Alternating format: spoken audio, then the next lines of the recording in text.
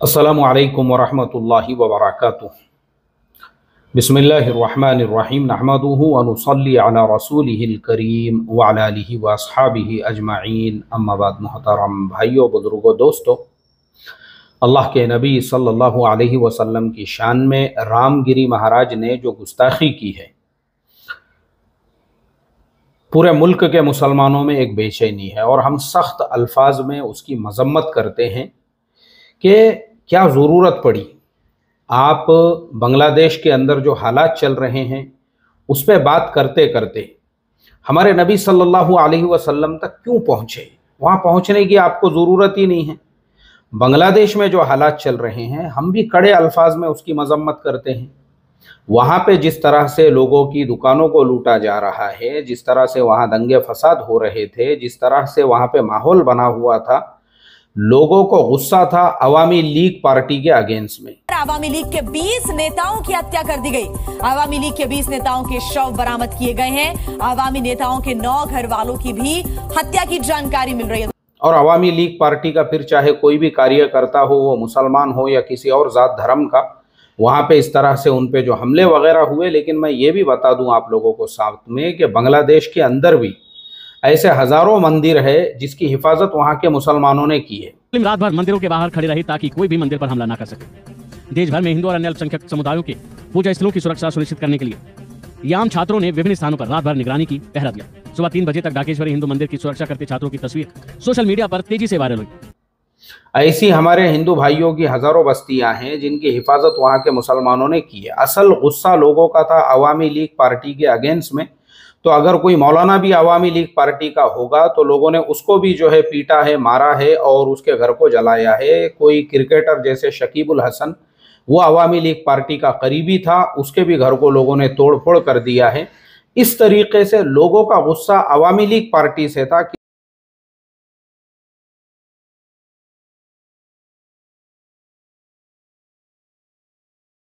किसी जात धर्म विशेष के खिलाफ में नहीं था। ये चीज़ हमने समझना चाहिए और ये चीज़ भी समझना चाहिए। अच्छा चलो ठीक है, अगर वहाँ पे इस तरीके के हालात भी पैदा हुए थे तो रामगिरी महाराज जैसे लोगों ने, या जो हमारे दूसरे भाई बहुत सारे जिन्होंने अपनी नाराज़गी व्यक्त की है, बिल्कुल आप कर सकते हैं।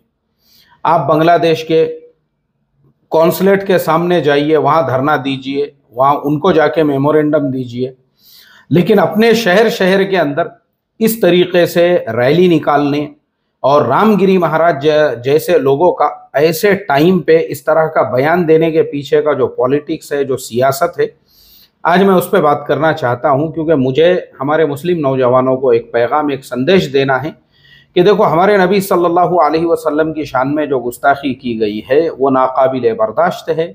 बिल्कुल गलत बात है ये। इस तरीके से किसी समाज, किसी ज़ात, किसी धर्म के धर्म गुरु के ऊपर इस तरह से आपका उंगली उठाना, और जिनके साथ में जो है, जबकि वो आपका विषय नहीं है, वो आपका मुद्दा ही नहीं है, आपका वो सब्जेक्ट ही नहीं है। आप जिस टॉपिक पे बात कर रहे हो, बीच में आपने ये टॉपिक क्यों लेकर आए, वहाँ तक आप क्यों पहुँचे?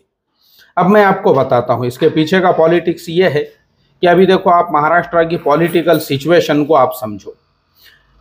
पूरे महाराष्ट्र के अंदर, पूरे महाराष्ट्र में अभी विधानसभा के इलेक्शन आने वाले हैं, तो जितनी भी पॉलिटिकल और सियासी पार्टियां हैं वो सारी के सारी काम में लगी हुई है। पूरे महाराष्ट्र के अंदर जो मराठा समाज के हमारे भाई हैं वो धरने आंदोलन दे रहे हैं। जरांगे पाटिल साहब, उनके नेतृत्व के अंदर पूरे महाराष्ट्र में जगह जगह पे सभाएं हो रही है। अब आप एक चीज़ पे गौर करना, ध्यान से मेरी बात सुनो। जरांगे पाटिल साहेब की जो सभा होती है, जब वो एक हाक देते हैं, मराठी में उसको हाक कहते हैं और उर्दू में उसे कहते हैं आवाज़ लगाना। जब भी वो आवाज़ लगाते हैं, लाखों लोग उनके एक आवाज़ के ऊपर जमा हो जाते हैं।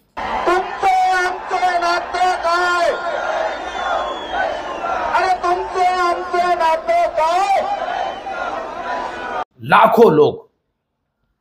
जैसे मैं आपको एक मिसाल दे के बताता हूं, अभी जिस तरह से लोगों ने जुमा के दिन, जैसे महाराष्ट्र के अलग अलग जिलों के अंदर जिस तरह की रैलियां निकाली गई, आप देखो वो रैलियों में कितने लोग थे।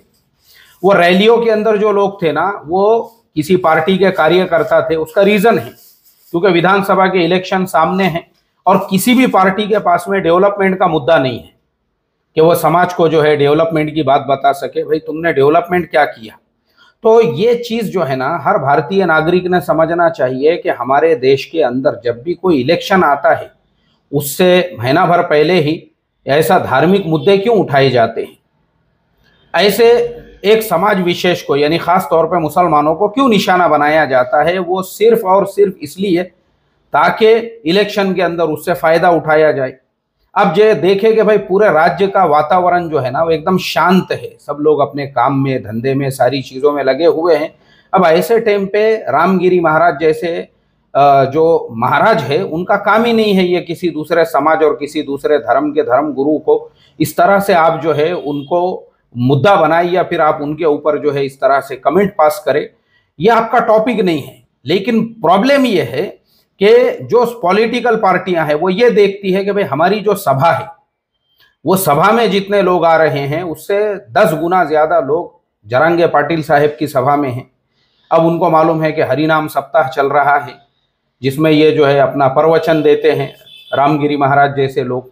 अब मैं आपको हरिनाम सप्ताह के बारे में भी बता दूं क्योंकि मैं बहुत छोटे से खेड़े गांव का रहने वाला हूं। हमारे गांव खेड़ों के अंदर भी ये हरिनाम सप्ताह होता है। रात रात भर हमारे यहाँ पे भी भजन कीर्तन होते हैं। आज भी मुसलमानों की एक बहुत बड़ी तादाद है जो भंडारा वगैरह होता है उसमें मुसलमान भी शरीक रहते हैं, मुसलमान भी उसमें जो है हिस्सा लेते हैं, मुसलमान भी उसके अंदर लोगों को वरन भात और जो खाना वहाँ पे पकता है बूंदी वगैरह वो तकसीम करते हैं। तो हमारे गांव खेड़ों के अंदर इतना प्यार मोहब्बत लोगों के दरमियान में होता है कि ये हरिनाम सप्ताह होता है। फिर उसके बाद में इस तरह से जो है गांव में भंडारा वगैरह लगता है ना, तो सारे लोग उसमें शरीक होते हैं। अब प्रॉब्लम यहाँ पे क्या होता है, प्रॉब्लम यहाँ पे यह है कि आज तक मैंने मेरे पूरे लाइफ में मेरी पूरी जिंदगी के अंदर मैंने कभी भी ऐसा नहीं सुना कि किसी ने जो है इस तरह से अपने प्रवचन के बीच में इस्लाम धर्म के हमारे जो धर्म गुरु है पैगंबर मोहम्मद साहब उनको के ऊपर ऐसा कमेंट पास किया हो, क्योंकि लोग उसके अंदर सिर्फ और सिर्फ जो उसका टॉपिक है उसी के ऊपर बात करते हैं। अब इस तरह से तो इसके पीछे का मैं पॉलिटिक्स ये समझा रहा था कि फिर क्या होता है, पॉलिटिकल पार्टियां ऐसे मौके का फ़ायदा उठा के रामगिरी महाराज जैसे लोगों को कि भाई तुमको आगे हम राज्यसभा की मेंबरशिप दे देंगे या तुमको विधानसभा के अंदर जो है हम तुमको एमएलसी बना देंगे, तुमको जो है इस तरह से एक कमेंट पास करना है ताकि हम इलेक्शन में उसका फ़ायदा उठा सकें। इसके अलावा कुछ भी नहीं होता है। अब यह है उसके पीछे का पॉलिटिकल रीज़न, ताकि पूरे राज्य के अंदर, क्योंकि डेवलपमेंट आपके पास में है ही नहीं ना, विकास के नाम पे आपने क्या किया मुझे बताओ, क्या विकास हुआ आपका। अब जब विकास का आपके पास में मुद्दा नहीं है तो विकास का मुद्दा नहीं है तो इस तरह से ऐसे मुद्दों को उछालो ताकि पूरे हर समाज के हर धर्म के जो लोग हैं। अब मैं आपको बताता हूँ, जो कॉमन हमारे हिंदू भाई है या कॉमन हमारे जो मराठा समाज के भाई है ना, वो लोग खुद नाराज है इससे। ये जो मैं आपको बातें बोल रहा हूँ यही बातें रामगिरी महाराज से 2 न्यूज़ चैनल हैं, एक पुढ़ारी बोल के न्यूज़ चैनल है उन्होंने, और दूसरा और एक मराठी न्यूज़ चैनल है, और उसके अलावा एक हिंदी न्यूज़ चैनल भी मैं कल देख रहा था शायद हिंदी टीवी, ये लोगों ने भी उनको यही सवाल पूछे। रामगिरी महाराज, आपण मोहम्मद पैगंबर यांच्या संदर्भात मुस्लिम धर्मियांच्या संदर्भात जे वक्तव्य केलं ते तुम्हाला योग्य वाटतंय का? कि महाराज ठीक है, बांग्लादेश में जो हालात चल रहे हैं आप उस पर बोलो, लेकिन आपने पैगंबर मोहम्मद साहब की शान में गुस्ताखी क्यों की? उनके पास में कोई जवाब ही नहीं है देने को। उसके पीछे का पॉलिटिक्स यही है कि अभी आने वाले विधानसभा के इलेक्शन है, अब हर जिले में बांग्लादेश को मुद्दा बना के वहाँ रैलियाँ निकाली जाए, वहाँ का वातावरण जो है ख़राब किया जाए और वहाँ पे जो है आप इलेक्शन में उसको मुद्दा बना के जो है ना उसके ज़रिए से वोट मांगे जाए। और इसी तरह से उसके अलावा जैसे मैंने बताया कि जरांगे पाटिल साहब के साथ में पूरा मराठा समाज खड़ा हुआ है। तो आज आप देखो, जो नासिक के अंदर मोटरसाइकिल रैली निकली थी वो रैली में कितने लोग थे, और आज जरांगे पाटिल साहब की जो शांति रैली निकली हुई है उसके अंदर कितने लोग हैं। आपको साफ तौर पे नजर आएगा कि वो जो मोटरसाइकिल रैली निकालने वाले थे वो मुश्किल से 50 लोग थे, और जरांगे पाटिल साहब की जो रैली है उसके अंदर 5 लाख से ज़्यादा लोग हैं।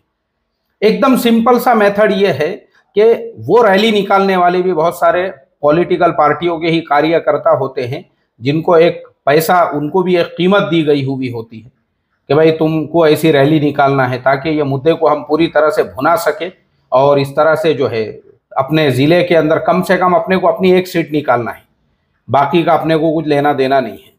तो इस तरह से जो है ना हमारे देश के अंदर यही होता है। हर इलेक्शन आने से पहले आप ध्यान देना मेरी बात को, मैं मेरे बचपन से मैं देखते आ रहा हूँ, यानी वो ज़माने से भी, जब भी कोई ऐसा इलेक्शन का टाइम होता है, और अगर आपको ये चीज़ें समझना है, बहुत सारी हमारी ऐसी पुरानी फिल्में हैं जिसके अंदर जो है ना खास तौर पे ये पूरे मुद्दे को समझाया गया है। साले कुर्सी के लिए अपने बहन बेटी को बेचने वाले जल्लाद लोग हैं ये। तो इस तरह से आप देखो हमारे देश में ये आज नहीं हो रहा है, पहले से आप देखते आओ। ये तो सब जबान से लड़ रहे हैं, हाथ कोई उठाता ही नहीं। अरे मामला जरा गर्म हो जाए तो हाथ तो अपने आप ही उड़ जाएंगे। अपने आदमी है कहाँ? दोनों तरफ है, बहुत है। जा धक्का लगा। तो ये जो सारा पॉलिटिक्स है ना आज से नहीं हो रहा है, ये बहुत पहले से चलते आ रहा है हमारे देश के अंदर। तो अब ऐसे हालात में क्या होता है, ये लोग अपने कार्यकर्ताओं को लगाते हैं। तो ये जो महाराज जैसे लोग, जो जबकि आज तक कभी किसी ने ऐसा बयान नहीं दिया, मैं बोल रहा हूं ना, हम लोगों ने भंडारे में खाना बांटा हुआ है लोगों को, लेकिन आज क्यों जरूरत पड़ी, इलेक्शन सामने है, रैलियां निकालने की क्यों जरूरत पड़ रही है? तो आप देखो जो आम लोग हैं उनको कोई लेना देना नहीं है। जरांगे पाटिल साहब के साथ में रैली निकालने वालों से 1 लाख गुना ज्यादा लोग मौजूद है। यहाँ 50 थे, वहां पे 5 लाख लोग हैं। तो मैं हमारे मुस्लिम समाज के नौजवानों को बस इतना ही कहूंगा, जो जगह जगह पे FIR हो रही है, ठीक है, हम कानूनी तौर पे ही लड़ेंगे। अब हमारा भी मसला ऐसा है, हम आह भी करते हैं तो हो जाते हैं बदनाम, और वो कत्ल भी करते हैं तो चर्चा नहीं होता। हमने अगर खाली ये मुद्दे पे बात भी किए तो इसके ऊपर एक्शन लिए जाते हैं, और वहाँ पे हमारे नबी सल्लल्लाहु अलैहि वसल्लम की शान में गुस्ताखियाँ भी हो रही है। तो हज़ारों FIR होने के बाद में भी अभी तक कोई कार्रवाई नहीं की गई। लेकिन फिर भी हमको लीगली, क्योंकि हमको मौका नहीं देना है उन लोगों को जिन लोगों ने इस तरह का पूरा माहौल बनाया है, ख़ास तौर पे इलेक्शन जीतने के लिए, क्योंकि उनका मकसद ही है कि ये समाज के नौजवानों को भड़काओ। तो अपने को कोई धरना नहीं देना है, ये चीज़ याद रखो, कोई आंदोलन नहीं करना है। मेरी रिक्वेस्ट है हमारे नौजवानों से, ना हमको धरने देना है, ना हमको आंदोलन करना है, क्योंकि ये सब इलेक्शन के मुद्दे हैं और यही वो चाहते हैं कि तुम करो। जुमे के दिन तुम रोडों पे, रास्तों पे निकल जाओ, ये वो चाहते हैं, ताकि वो दूसरे समाजों को, यानी इलेक्शन के अंदर फिर वो ये बता सके, या फिर वो जो तुम्हारा धरना निकलेगा या आंदोलन निकलेगा उसके अंदर हालात खराब करा सके, तो फिर वो इलेक्शन का और एक मुद्दा बनाया जाएगा। तो ये सब चीज़ों से बेहतर ये है, हम जो कानूनी कार्रवाई है, हमारे पास में अच्छे अच्छे वकील है, वो अच्छे अच्छे वकीलों को हम इस्तेमाल करें, और कानूनी तौर पे हम जो और काम कर सकते हैं इस तरीके से हम अपना काम जारी रखें। बाकी हमको रिएक्शन के अंदर कोई ऐसा कदम नहीं उठाना है जिसकी वजह से जो है दूसरों को मौका मिले। तो बस मैं अल्लाह ताला से यही दुआ करता हूँ कि अल्लाह ताला जो है हमारे मुल्क में इस तरह की जो हरकतें हैं, खाली इलेक्शन जीतने के लिए दूसरों के समाज पे उंगली उठाना और दूसरों के नबी के शान में गुस्ताखी करना, इंतहाई, मैं बता रहा हूँ ना, मैं क्या बोलूँ अभी आपको, हम दुनिया के दूसरे मुल्कों में भी जाते हैं, वहाँ इलेक्शन के मुद्दे होते हैं, वहाँ पे करप्शन होता है। अभी जैसे मैं थाईलैंड की मिसाल देता हूँ आपको, वहाँ के प्रधानमंत्री को वहाँ की कोर्ट ने हटा दी। क्यों हटाई? क्योंकि वहाँ के प्रधानमंत्री ने एक ऐसे आदमी को मिनिस्टर बनाए थे जो इंसान जेल जाके आया हुआ था। Thailand's Constitutional Court has just announced that Prime Minister Shweta Thavisin will be removed from office. Now, they found that he breached the constitution over a cabinet appointment of a lawyer who'd previously served time in prison. Court ने कहा jail से आए हुए को तुमने minister कैसे बनाया, इसलिए तुम्हारी हुकूमत को हम खत्म कर देते हैं। बाहर मुल्कों में ये मुद्दे हैं, वहाँ हिंदू, मुस्लिम, सिख, ईसाई, क्रिश्चियन, तुम्हारा जात कौन सा, तुम्हारी धर्म कौन सा, तुम्हारा समाज कौन सा, उससे कोई लेना देना नहीं है। मलेशिया मुसलमानों का मुल्क है, वहाँ पे बड़े बड़े मंदिर बने हुए हैं, वहाँ की गवर्नमेंट को कोई लेना देना नहीं। उन्होंने बोले तुमको जहाँ मंदिर बांधना है हम ज़मीन दे देते, लेकिन तुम तुम्हारा लिव एंड लेट लिव, जियो और जीने दो, तुम तुम्हारी ज़िंदगी जियो, तुम तुम्हारा जो है तुम्हारी इबादत करो, हमको हमारी इबादत, लकुम दीनुकुम वलिय दीन। ऐसे ही चाइना चले जाओ आप, चाइना के लोगों का धर्म है नेशनलिटी, राष्ट्रवाद, सबसे ज़्यादा उनको मोहब्बत है अपने देश से। उसके अलावा तुम हिंदू है, तुम मुसलमान हैं, तुम कौन से इसकी पूजा करते हैं, उनको कुछ लेना देना नहीं है उससे। सबसे बड़ा धर्म उनके यहाँ पे यही है। बाकी मुल्कों का हाल ये है। और हमारे यहाँ पे अल्लाह हिफाजत फरमाए, इलेक्शन आने से पहले इस तरह के हालात होते हैं, तो हर देशवासी ने इस तरह के पॉलिटिक्स और साजिश को समझना चाहिए। ठीक है, टेक केयर। मुझे भी अपने देश से बहुत मोहब्बत है, इसलिए मैं भी एक राष्ट्रवादी इंसान हूँ। अल्लाह ताला से दुआ करता हूँ, अल्लाह ताला हमारे देश से ये नफ़रतों को ख़त्म करके मोहब्बतों को आबाद करे। और इस तरह से जो नफ़रत का जहर फैलाने वाले लोग हैं, अल्लाह ताला पूरे लोगों को समझाए कि ये लोग क्यों ऐसा पॉलिटिक्स करते हैं। ठीक है, चलिए तो लेते हैं हम आप सभी लोगों से इजाज़त। अस्सलामु अलैकुम रहमतुल्लाहि व बरकातहू। जय हिंद, जय महाराष्ट्र।